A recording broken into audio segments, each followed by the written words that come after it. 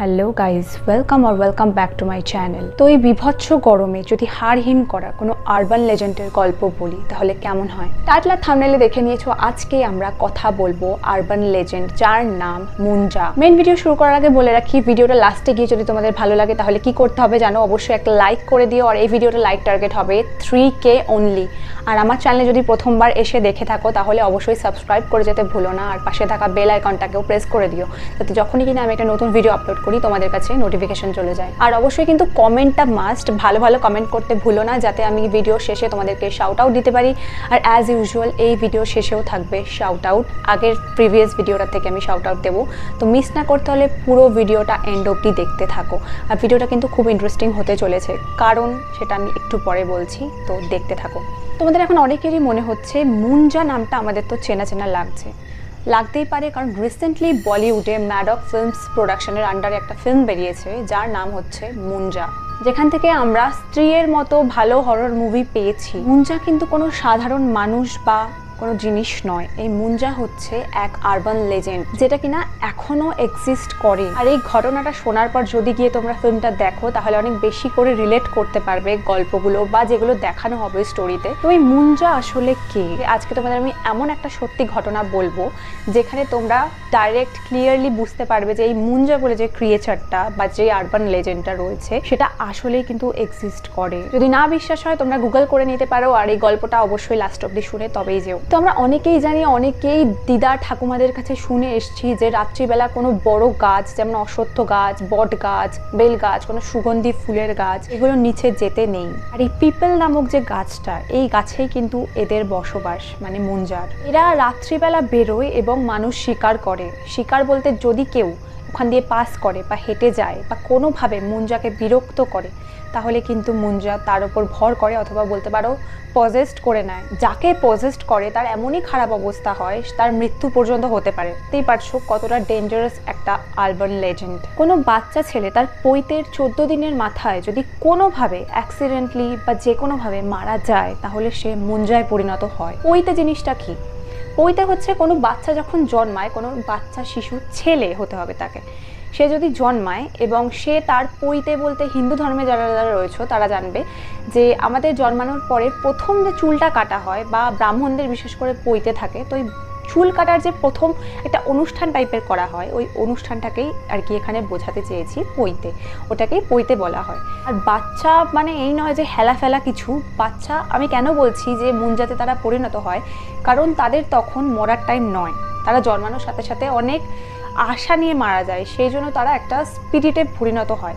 আর এই স্পিরিটটা এমন একটা স্পিরিট যেটা কিনা চারিদিকে মানে ঘুরতে থাকে, কোনো মুক্তি পায় না তারা। আর এই ঘটনাটার আরও কারণ আছে, রিজন রয়েছে।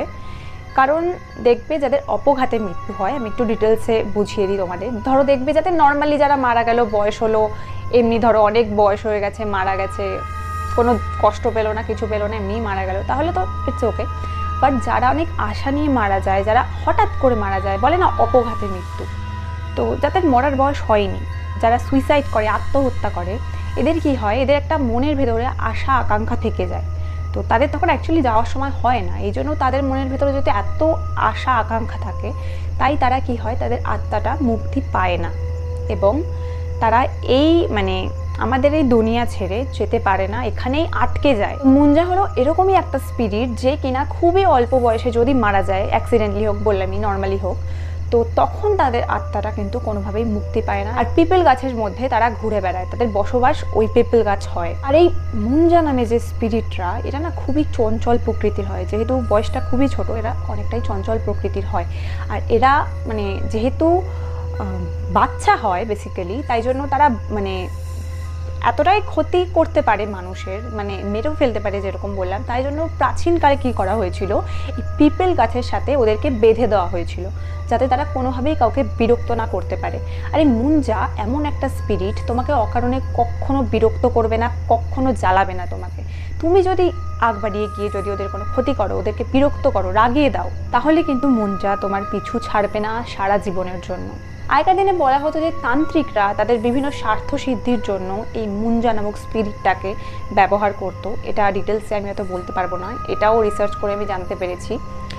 আগেকার দিনে বিভিন্ন মানে স্বার্থ সিদ্ধি, ধরো কোনো খারাপ তান্ত্রিক, আমি বলছি না সব তান্ত্রিক খারাপ, ধরো এরকম কোনো তান্ত্রিক যে তার নিজের, ধরো তার কোনো শত্রু আছে, আমি এটা এক্সাম্পল দিই, ধরো তার কোনো শত্রু আছে, সেই শত্রুর কোনো ক্ষতি করতে চায়, তখন সে কী করতো, এই মুঞ্জা নামক স্পিরিটটা হয়তো বা তার পিছনে কোনোভাবে ছেড়ে দিত বা লাগিয়ে দিত যাতে তার ক্ষতি হয়। তো একটা এক্সাম্পল দিলাম তোমাদের জাস্ট। তো এরকম শোনা গেছে আগেকার দিনে তান্ত্রিকরা কিন্তু মুঞ্জাদের বিভিন্ন কাজে লাগিয়ে আসতো। আর এরা বাচ্চা বলে এই নয় যে এরা খুব সাধারণ, এদের মধ্যে কিন্তু প্রচুর শক্তি থাকে এবং বিশেষ কিছু শক্তি থাকে এদের মধ্যে। আর এরা প্রচণ্ড শক্তিশালী হয়ে থাকে, যেরকম বললাম, যখন যা খুশি করতে পারে। আর একটা জিনিস কি বলতো, এরা কিন্তু কাউকে খালি চোখে কখনো দেখা দেয় না, মানে কাউকে কখনোই দেখা দেয় না, তুমি কিন্তু তাকে দেখতে পাবে না, কিন্তু ফিল করতে পারবে, অনুভব করতে পারবে যে তুমি যদি কখনো যাও, ধরো এরকম কোনো তুমি জায়গা গেলে যে খুব গ্রাম, ইলেকট্রিসিটি নেই, এখানে হবে না, এই শহর টাইপের এলাকায়, এরকম টাইপের যদি কোনো জায়গায় যাও, হয়তো বা পিপল গাছের তলায় গেলে তোমরা ফিল করতেও পারো কখনো যে কিছু তো ভাই আছে এখানে, কিছু একটা এক্সিস্ট করে, আর হতে পারে সেটাই মুঞ্জা। এদের একটা উইকনেসও রয়েছে, এরা কিন্তু কাউকে দেখা দেয় না, কিন্তু যারা বাড়ির লোক তাদেরকে দেখা দেয়। আর একটা জিনিস আমি রিসার্চে জানতে পেরেছি যে এই মুঞ্জারা এতটাই ডেঞ্জারাস হয় যে ধরো কোনো মহিলা প্রেগনেন্ট, তার বাচ্চা হবে, তো মুঞ্জারা এতটাই স্ট্রং হয়, এতটাই পাওয়ারফুল হয়, ওরা চাইলে সেই মানে প্রেগনেন্ট মহিলার মানে পেটে যে বাচ্চাটা থাকে তাকে পর্যন্ত মেরে ফেলতে পারে। আর এরকম আমি অনেক রিয়েল ঘটনাও শুনেছি, যে ধরো মানে আমার শোনা, আমি বলতে পারবো না রিয়েল কিনা, বাট আমি শুনেছি, ধরো তুমি কোনো পিপল গাছের তলা থেকে গেছো বা কিছু পাড়িয়ে ফেলেছো এমন কিছু জিনিস, আর সেই মহিলাটি ছিল প্রেগনেন্ট। আমি একটা মানে গল্প মানে ছোটো করে একটা বলি। আমি শুনেছিলাম এক মহিলা এরকম রাস্তা দিয়ে, প্রেগনেন্ট অবস্থায় রাস্তা দিয়ে যাচ্ছিল এক বড় গাছের তলা দিয়ে, কী গাছ ছিল অত মনে নেই, মোস্ট প্রবলি পিপল গাছই হবে বা অশ্বত্থ গাছ, সে কিছু একটা পাড়িয়ে ফেলে, তারপরে তার সঙ্গে বিভিন্ন ইনসিডেন্ট ঘটতে থাকে এবং খুব বাজেভাবে মানে তার মিসক্যারেজ হয়ে যায়। তো হতে পারে মুঞ্জারি করা কিছু ছিল, সেটা আমি বলতে পারবো না, তো আমি জাস্ট একটা স্টোরি বললাম যেটা আমি শুনেছিলাম। আর একটা জিনিস, সেই মুঞ্জারা যদি কাউকে ভর করে বা পজেসড করে ফেলে, এমন না যে তাকে ছাড়বে না, চান্সেস খুবই কম, তাও কিছু চান্স আছে, কারণ যেহেতু এরা বাচ্চা হয়, মানে বয়সটা খুবই অল্প, তো বাচ্চাদের মন যেরকম হয় সরল সাদাসিধে, তুমি যদি এদের কাছে ক্ষমা চেয়ে নাও বা যদি কেউ ক্ষমা চেয়ে নেয়, তখন কিন্তু মানে এরা শরীর ছেড়ে দেয় এবং চলে যায়। ভিডিওর শুরুতেই আমি বলেছিলাম যে এই মুঞ্জার একটা রিয়েল স্টোরি রয়েছে, যেটা কিনা একদম সত্য ঘটনা, সেটা তোমাদের আমি শোনাবো। তো 1967 মানে 1967 সাল, মহারাষ্ট্রের চিনচোয়ান নামক এক গ্রামের কথা তোমাদের আমি এখন বলবো। দেন কি হয়, ওই গ্রামের 20 বছরের একটা ছেলেটির নাম ছিল মদন। তো ছেলেটি কি করছিল, রাত্রিবেলা প্রায় ওই ধরো 10টা সাড়ে 10টা বাজে ওরকম সময়, সে রাস্তা দিয়ে একা একা ফিরছিল বাড়ির দিকে, এবং তার যাওয়ার পথে একটা পিপল গাছ পড়েছিল। হঠাৎ করেই না তার টয়লেট পায়। তো যেহেতু টয়লেট পায়, আশেপাশে জঙ্গল, আগেকার দিনে, অনেক আগের কথা বলছি আমি, মানে আজ থেকে অনেক বছর আগের কথা, তখন চারিদিকে জঙ্গল ভর্তি ছিল। আর তখন সে ভাবলো যে এত মাঝরাতে জঙ্গলের মধ্যে কোথায় যাব, এই গাছের সামনেই টয়লেট করে নিই। তো তখন সে যায় এবং সে জানতো না এটা তার লাইফের কত বড় ভুল ডিসিশন। সে ওই গাছটার নিচে যায় এবং টয়লেট সারে, কিন্তু ওই গাছে ছিল এক মুঞ্জা। তখন সে মুঞ্জা রেগে গিয়ে তার ওপর ভর করে, মদনকে ফুললি পজেসড করে নেয়। আর যেই মুঞ্জা মদনের শরীরে প্রবেশ করেছিল, সে ছিল প্রচণ্ড পাওয়ারফুল। মদন এরপর থেকে অদ্ভুত অদ্ভুত আচরণ করতে থাকে, সে বাড়ির লোককে মারতে চায় পর্যন্ত, ইভেন নিজেকে পর্যন্ত মেরে ফেলতে চায়।